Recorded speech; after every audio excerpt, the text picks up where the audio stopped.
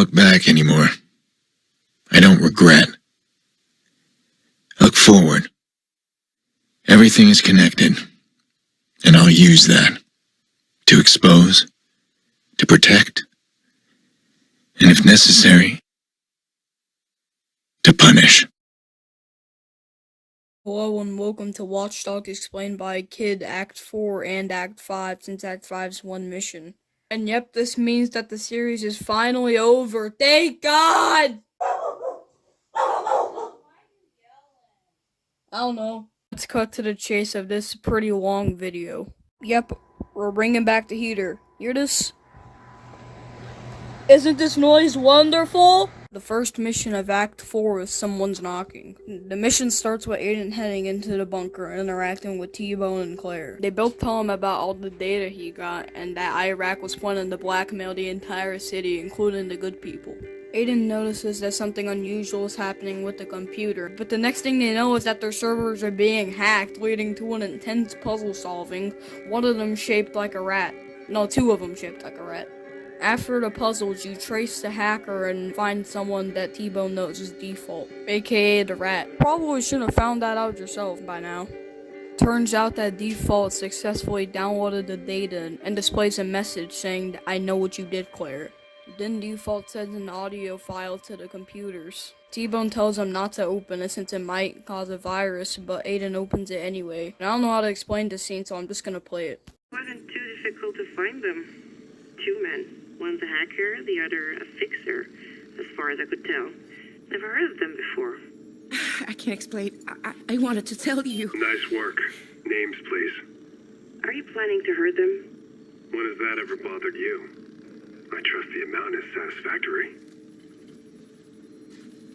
Damien Brinks and Aiden Pierce. Aiden, someone's knocking. Clara. Aiden, he's trying to delete our shit. Yep, it's true. Clara was used to track down Aiden and Damien this whole time. It's kinda sad, but there are a few clues when you see it upcoming. Since the Default's hacking into the bunker, T-Bone's forced to shut the power off. So basically T-Bone's doing the valuable work while Aiden's starting up a drama flick.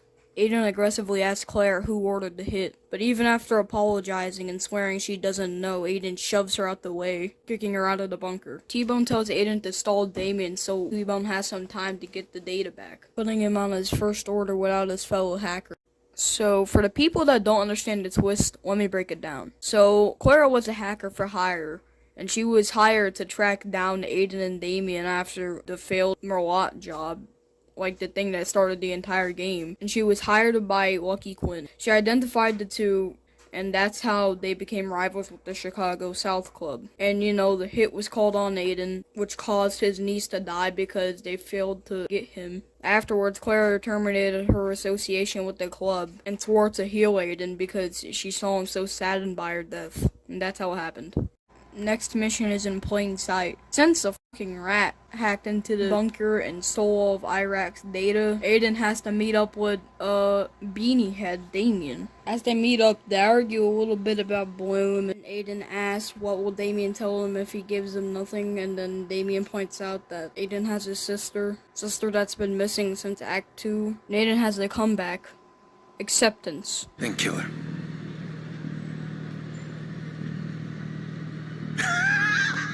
Then Damien gets Aiden on the phone with Nikki, and Aiden downloads a hack that might be able to give a lead where Nikki is. Damien realizes that and cuts off the call, and Damien has to come back to that too.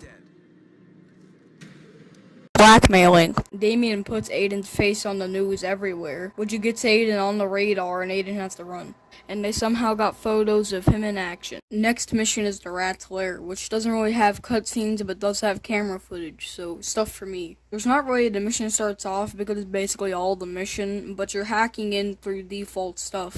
And you're trying to get Iraq's data back because you know he stole it back when he hacked the entire bunker. T-Bone sneaks in and he's found having a great time because of all the stuff Default has in his room that T-Bone's especially interested with. Until a bunch of fixers break in. T-Bone escapes, you take down some fixers, how the whole world works. Yeah, and T-Bone mentions there was literally nothing in there because Default's like literally carrying the data on him. Yes, physically on him. But he did find 6 gigabytes of lesbian porn. The next mission is the default condition, where you finally take down the rat and steal back Iraq's data. Default's found at the Ambrose Theater, where Aiden mentions that he used to watch movies with Nikki at, which currently is being used as a club, where Default is the DJ, which is apparently also controlled on him because there's a sign outside that says Default's party. Apparently Default somehow got in Aiden's profile, or because when he profiles people it says egotistical stuff about Default. Stuff along the lines of, say hello to Ray for me, and Aiden can't catch the rat, etc. He eventually profiles someone that says, follow me. You hack them, and now you can hack Default's entire server. So you hack into a camera, and it leads you to a laptop that gives you an option to intrude it, so you do. And it'll lead you to some more totally legit hacking, which leads you to Default. He's found that you hacked in, and he flips you off before turning off the camera. This leads to a very intense roof-to-car chase, where you have to stay near Default to get the data back because, he has it physically on him. Once you get all the data, you can let him go or kill him. Personally, I killed him because I'm a pretty chaotic person. Then you find out that was a Default decoy, so, yeah, we're gonna have to save that for Bad Blood. Later, Aiden gets a call from Jordy, and Jordy mentions that he's concerned and surprised about the price on Aiden's head. You remember this during the end of the game. The next mission is Little Sister, which is about finally getting your sister out of custody. Holy fucking shit. Anyway, T-Bone calls you and says he's found the lead on where Nikki is, a factory in Brandon Docks. So he gives you a fair warning before getting there that they tend to ask questions never and shoot first. You hack into the network and you find Nikki scoured in a corner with some guy guarding her. There's a box by him that's explodable, so obviously you explode it, and Nikki gets up and grabs a phone that you hacked to call her. You order her to grab a gun. Oh God, this is crazy. Aiden, I don't know guns. Anyway, you gotta guide Nikki out, you gotta either escape or kill all the fixers that Damien hired, and you get on the phone while Aiden questions why Aiden chose this lifestyle, and if they should help the guy that Nikki shot earlier. Next mission is Ghosts of the Past. After you help Nikki escape, you get a call from Damien saying that the Chicago PD are all over him. And I'm pretty sure it's because Yolanda called the cops. And he is right when you trigger the mission, because you have to escort Nikki and Jackson out of town, or at least a Pawnee. Anyway, the mission starts off with Nicole and Jackson walking out with all their stuff. Nikki tells Aiden that Yolanda threatened to call the cops, like what I said earlier. Aiden just responds by telling Nikki that he found out who killed Lena. Nikki questions Aiden, but Aiden just tells her to get in the car since they don't have much time, and Nicole hesitantly gets in the car. After they escape the cops with the loading music of Watch Dogs Legion Bloodline, Aiden and Nicole get out and reminisce about back when they were kids and when Nicole idolized Aiden. They say their final goodbyes. Aiden says goodbye to his nephew, as Jack asks if Aiden's coming with them. Nicole responds no, and they drive out of the town. Next mission is No Turning Back, possibly the saddest mission in the game. Also, it's the last mission of Act 4 and the last mission before the last mission. So let's begin. The mission starts off with Aiden in front of the Merlot, planning in his head how he's gonna take out Lucky Quinn and expose Donovan Rushmore, aka the corrupt mayor. Right before he goes into the Merlot, he gets a call from Clara. She apologizes to Aiden and gives Aiden a quick rundown of what she was doing. But Aiden replies with a nicer version of a bitch, hold on, I'm doing something. Afterwards, you go into the hotel and watch the mayor's sort of speech with Lucky Quinn on the stage as well, aka eavesdropping on the speech. Afterwards, Quinn and the mayor go inside and have a little argument until Rushmore snaps and says he doesn't want to work for Quinn anymore. After hearing all of that, Aiden clears the first 4 guards and then gets in an elevator. He walks out of the elevator to see 2 of Lucky Quinn's henchmen pointing guns at him. The tick is run away, and Lucky Quinn turns around while they force him to walk towards him. Yep, it was actually Lucky Quinn that called the hits. I forgot to mention this earlier, and in the first with the back, I accidentally called it Damien. Aiden hits him with the classic, you called a hit on me, my niece died because of it. Aiden eventually gets so mad with Quinn that he tries grabbing him, but they just hold him down. Quinn eventually leaves for Aiden to be killed by his henchmen, but Aiden ends up escaping their grip. Aiden fights his way through the rooftop and kills all of Quinn's henchmen until he's finally face to face. Of course, between bulletproof glass. This room is impenetrable. Eventually, you hack Lucky Quinn's pacemaker, causing his heartbeat to go down slowly but surely. Quinn tells Aiden about his belief that Aiden only did the melodic job for the video of the mayor killing Rose Washington. Quinn starts getting egotistical, saying that when he dies, they'll build a statue of him. But when Aiden dies, everyone will forget about him because he doesn't matter. In response, Aiden drops the most badass line in the game. Haven't you heard? I'm the vigilante. I clean up mess like you. After you kill Quinn and escape the cops,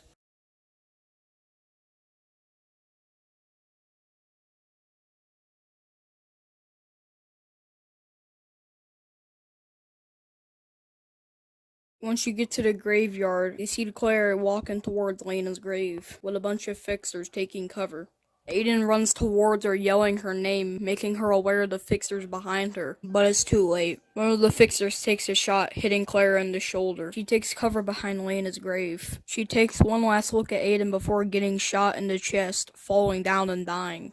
Aiden, out of anger, kills all of the fixers, and as time passes, he goes up to Clara's body. He goes up to her and turns her body over, revealing her face. He takes the flowers and puts it on Lena's grave, because, you can't do it when you're dead. Aiden finds Clara's phone with a voicemail on it, and he decides to pick it up and listen to it. This is the last time we'll ever hear Clara's voice in the game. Hello, Aiden. I can't decide where to begin. The first time I saw you, you were playing chess with Jackson and Clark. Both of you still very sad from the funeral. I could see how you made him feel safe. In our world, we hide in the dark, behind monitors. That's the only place we feel safe. It isn't enough to say that I didn't know. That lives would be lost or that it was only a job. I thought, if I could help you heal, help you find answers, maybe I could heal myself.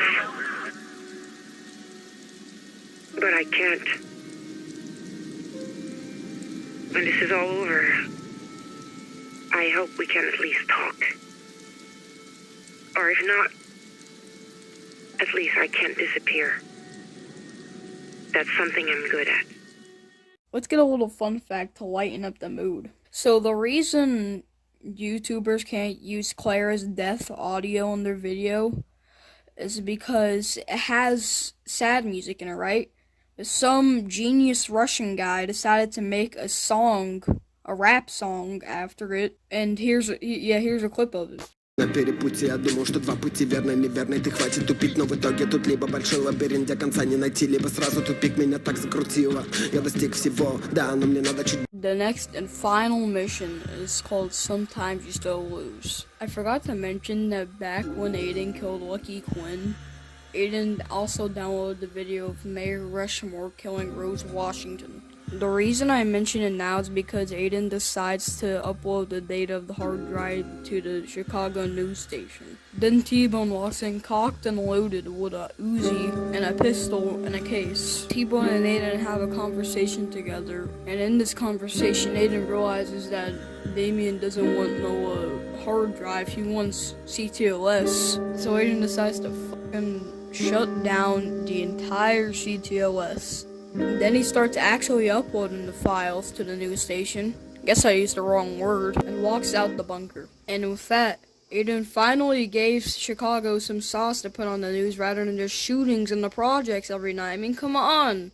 I'm bored of hearing of that. Do you remember when I mentioned that Damien wanted all of the CTOS access? Yeah, you later get a call from him saying that he got all of the CTOS access. Aiden goes to a place in the Mad Mile district called Triumph Tower and tries to hack the CTOS from a random router, but something prevents him from doing so. So then Aiden just calls T-Bone because he's too lazy to think of anything, and then T-Bone gives him a virus that killed people when he used it last time. Yeah, good thinking, Aiden.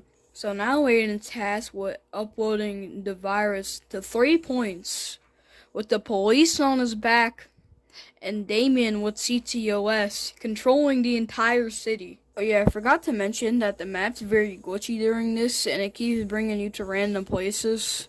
So this part is hell and fucking incarnate. After this hectic session, you go to Triumph Tower and finally shut CTOS down. Not so long later, Aiden realizes that the Harbor Lighthouse light is still on, and CTOS is not held there. Aiden puts two and two together and realizes that Damien must be there, so he heads there. Aiden arrives at the lighthouse for the final standoff of the game. Damien tries to help Aiden with the ladder, thinking it's someone else, but he just gets held at gunpoint while doing so. Aiden and Damien have an argument about why this is all happening and why it even happened, and accusing each other of claims, some right, some Damien brings Elena and Claire into the situation, saying it's Aiden's fault for both of their deaths, and drops the mission title while doing so. You play a beautiful game. Sometimes you still lose. All of a sudden, Jordy comes in with a gun. Man points it at Damien at first, but then points it at Aiden. New contract. Kick it over. Remember earlier when I said that Jordy mentioned the huge price on Aiden's head? Yeah, he went after that contract. Jordy gets Aiden to drop his gun, but does not get him to drop his phone. Instead, he uses it to end it all.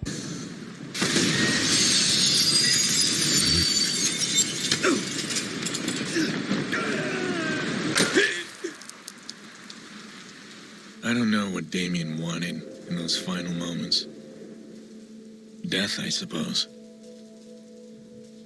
I thought I could fix the little girl's death, but instead it led to all of this.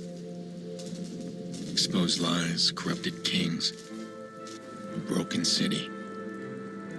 And me, changed man. I don't look back anymore. I don't regret. I look forward. Everything is connected, and I'll use that to expose, to protect, and if necessary, to punish.